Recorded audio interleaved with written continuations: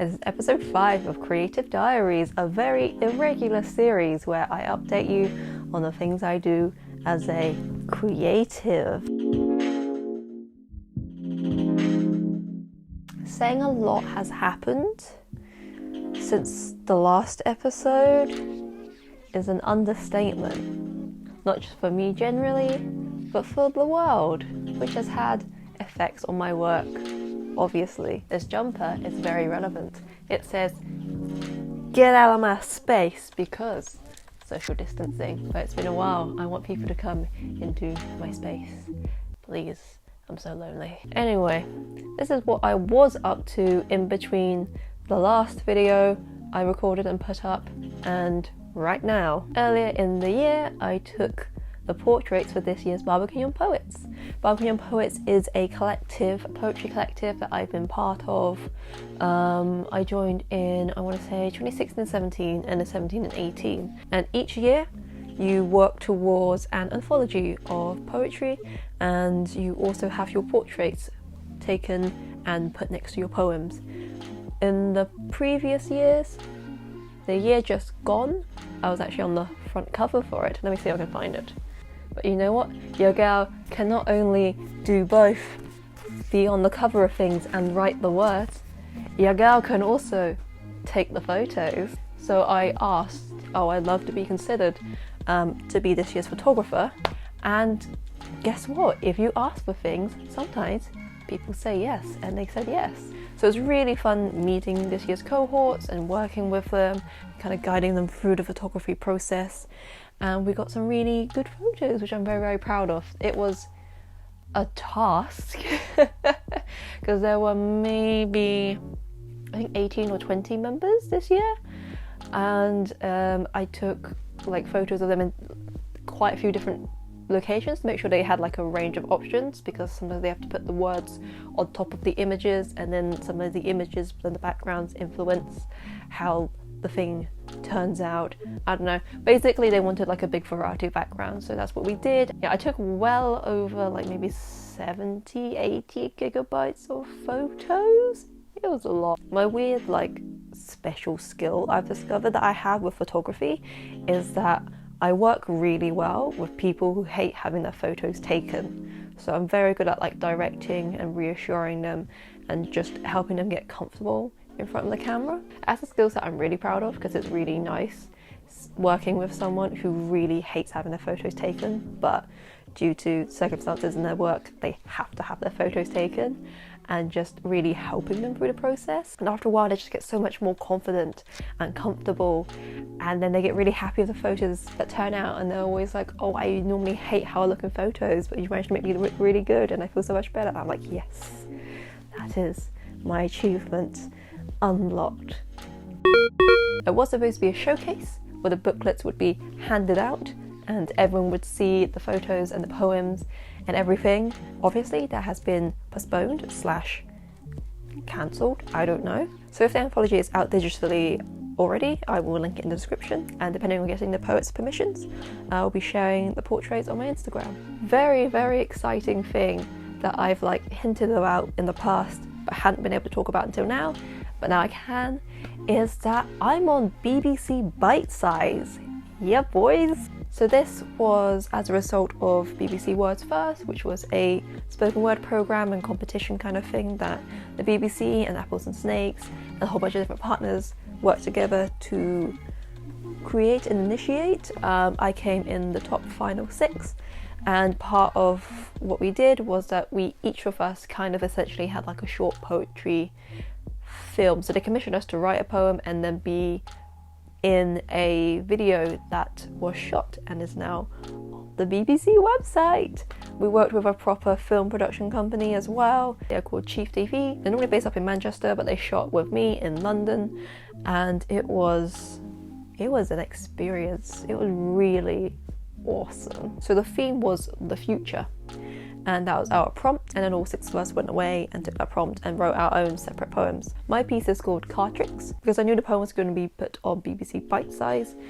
The majority of people who go on that are young kind of teenagers who are doing the GCSEs or just before, and I was thinking of like what do I want to say to them and what do I want them to take away. So I thought about how at that age it feels like you have to know your life, you have to know exactly what you are doing by the time you're already 14, 15. You have to know the future basically, and sometimes it doesn't even feel like you get to control and deal your own future. Someone else is kind of telling you, you have to do this, you have to do that, you have to be prepared for this, you have to tick off all these boxes and hit these goals by certain time points. And it's like, say, a fortune teller. It's like someone's telling you your fortune, but not even that, they are handing you your fortune. So then I kind of played around with the idea of someone dealing you cards of your future, and it's about kind of rejecting that and realizing that actually no, you don't get to deal me the cards. Give me the cards, I get to deal them, I get to do whatever I want. We got to shoot in this gorgeous old theatre space. We have the whole place booked out. There was like, they used smoke machines, there were cards flying everywhere, lighting, cameras. It was fantastic, and the crew was so lovely. I was quite nervous, but because the team was so nice, it really helped reassure me. So I just had a really great time. Fun story. So in the final shot of that video, I'm sat on the stage with like my jacket over my shoulder, and then there are cars just flying everywhere and falling down in slow-mo. We got that shot, that was the last thing we shot, there was a guy lying on the floor with a giant fan on his chest. 3 people stood on chairs with like several packs of cards each, and then they would throw the cards in the air and the fan would be going, and then that's how like you get the cards flying all over the shop. But also there are lights kind of going crazy in that final shot, and we got that by the lovely light tech guy would turn it on. But because this was like it's a dance hall sometimes, the lights will only like do that like flashy spinny thing when really loud music is played. So we were playing old school Kylie Minogue, disco lights going everywhere, 3 people throwing cards at me, bloke lying on the floor with a fan on his chest, and I just had to like look at the camera whilst there's a guy with a giant camera strapped to his back on a crane that's just coming towards me like that. But it was so much fun, honestly.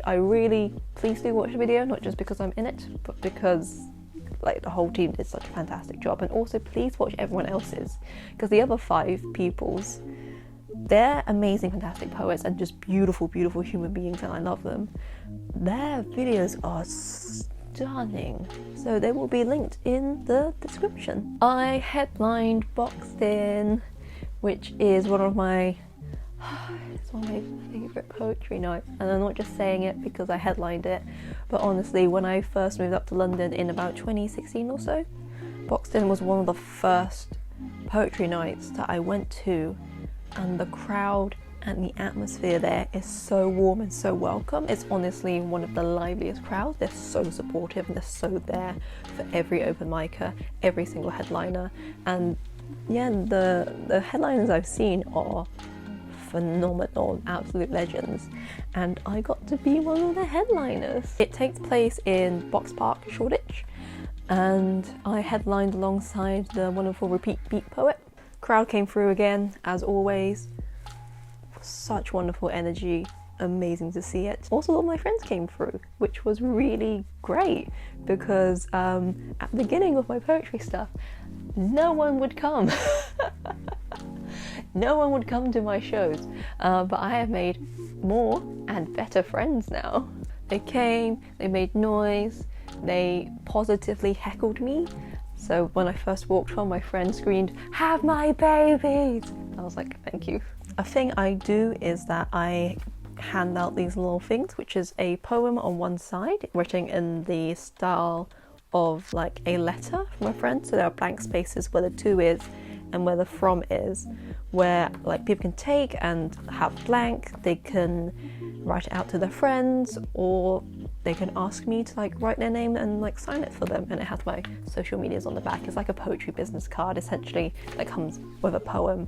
I do it so people obviously get to know who I am and follow me and my work and stuff. Also because I want to like give something to the audience.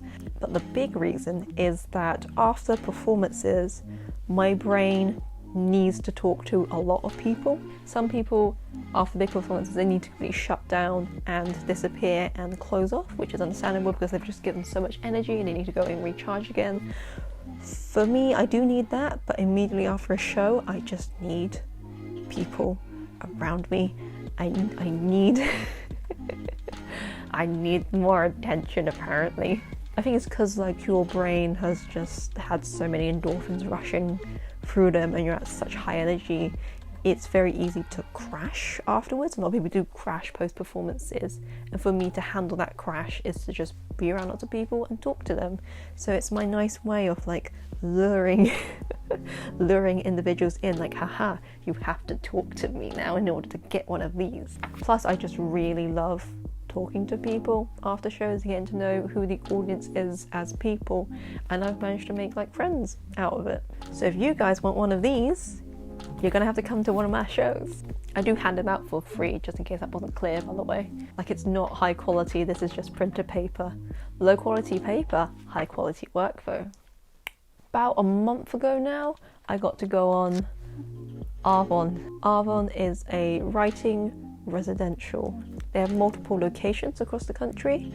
You go away for like a week or however many days, and you live in this place and you write and you have workshops and you have sharings in the evenings and you live together with a bunch of writers, and it's beautiful. So we went to the Totley Barton one, which is like in deep Devon, also kind of near Exeter, which is where I went to university, so it was kind of weird taking a train back to that city again. After we arrived at Exeter St David's, we then went on an hour's car drive just right into the most remote place possible, into this gorgeous old house, and there we were for almost a week. It was amazing. There was no phone signal, no Wi-Fi. You were very cut off from the rest of the world. I thought it would be maybe 20 of us poets overall, including members of staff and the tutors. It was just so beautiful. Like, I've genuinely come back a different person. It's completely changed my mindset. It's changed a lot of how I want to live, what I want, how I write. I came back with loads of stuff written. I miss everyone so much, particularly as we are now in lockdown. Honestly, if you kind of get the opportunity to do Arvon, please do. I was very lucky, so normally Arvon is very expensive to do. However, because I did a program called The Writing Room, Apples and Snakes were able to offer like heavily subsidised vacancies for young poets aged 16 to 25. I applied for it and I got in, and it was just fantastic. My new dream now is to be one of the tutors and just go on a residential and like guide and lead and help a bunch of writers discover their true path, and just be able to provide that experience for writers. Last bit of news. I'm in this. Guess who got published again? Me. So this is with Pan Macmillan.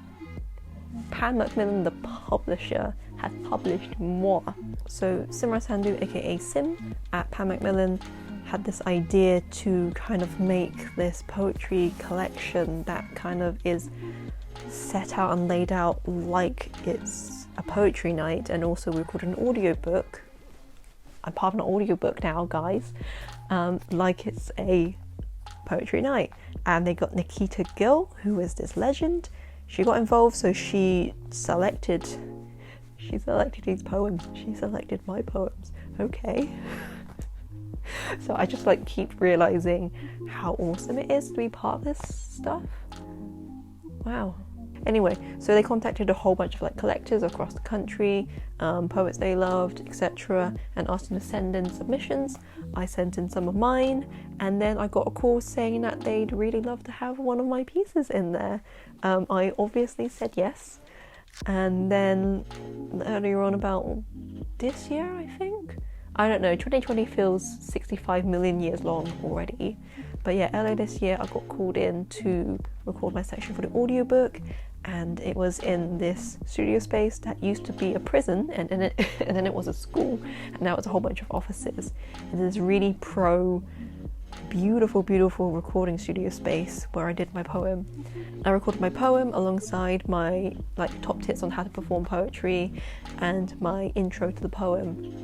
And just looking through this book, there are some absolute legends in this, and I'm like, huh?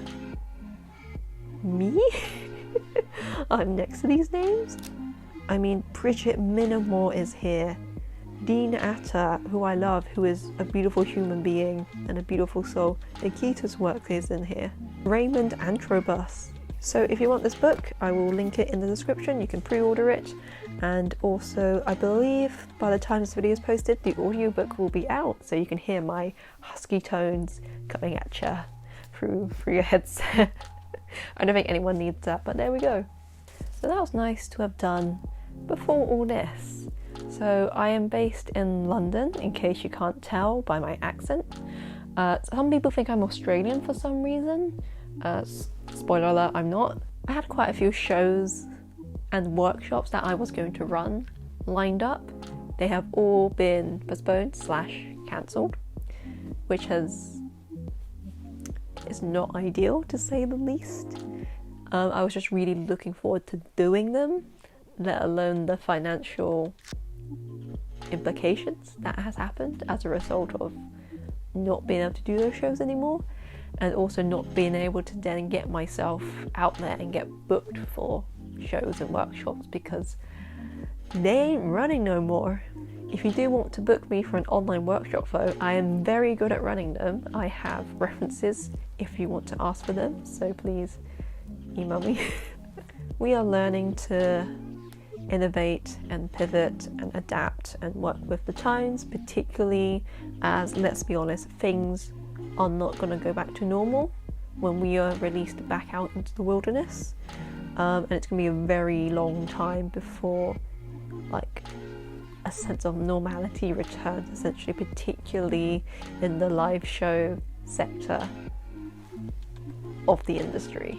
It may be a very long time before we want to have large gatherings again. So that's terrifying, but also it's a challenge, and we adapt, we grow, we move with it. So at the moment it's been a lot of planning, reflecting. I've also been doing a lot of writing and researching as well, so all the stuff that I've never gotten around to doing, or like I've had ideas for but I've never been able to kind of like fully commit time, energy and effort into developing it, I have been now.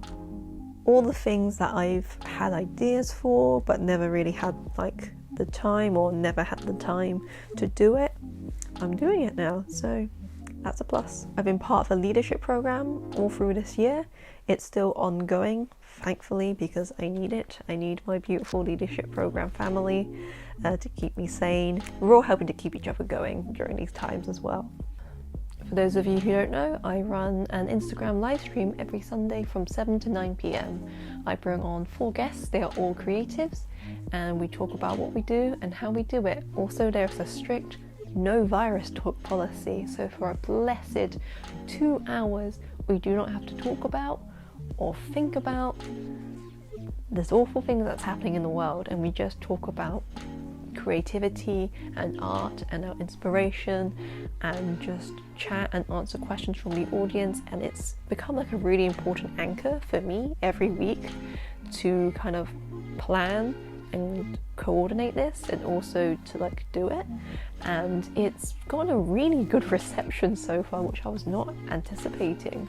At time of recording, it's Saturday the 18th, so tomorrow on Sunday the 19th will mark the 6th live stream we have done. And the response has been really great. I get people who aren't my friends, so like complete strangers, an international audience as well, have been tuning in and watching it, and they've been saying and messaging me saying that they really loved it. People saying that like it's become like a really important part of their week, and guests have a really good time on it, and they always message me saying thank you and that they had a good time and they want to come back again. And I get people asking to be guests as well, sometimes people I don't know, sometimes like old friends of mine, and it's so wonderful. It's really wonderful to have this online space. And also I realised like, oh, I can do this kind of thing, I can pull these kind of projects together. I can just, I know a lot of people, a lot of really cool, awesome people that I can just call on and rely on, and thank you so much to all my previous guests that have been on. And also I can pull something like this together. If you want to watch the previous live streams, pretty much all of them have been archived up on my YouTube channel. Unfortunately, I did lose one show because Instagram isn't great at live streaming. Like, they do a lot of great things well. There's a lot of things they don't do very well. So if you want to watch them all, or just kind of have them running in the background whilst you do your thing, just to have some company, they're on my channel. They're in a playlist called Creative Livestream. Also, they will be linked in the description and also here. I'm slowly getting back into making videos again.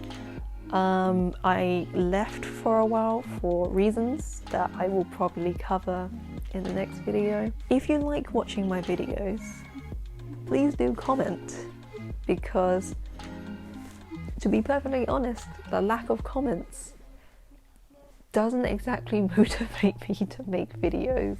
The lack of interaction does put me off at times. However, I'm trying to ease my way back into this little world. Anyway, thank you all very much for watching, and I will see you all next time.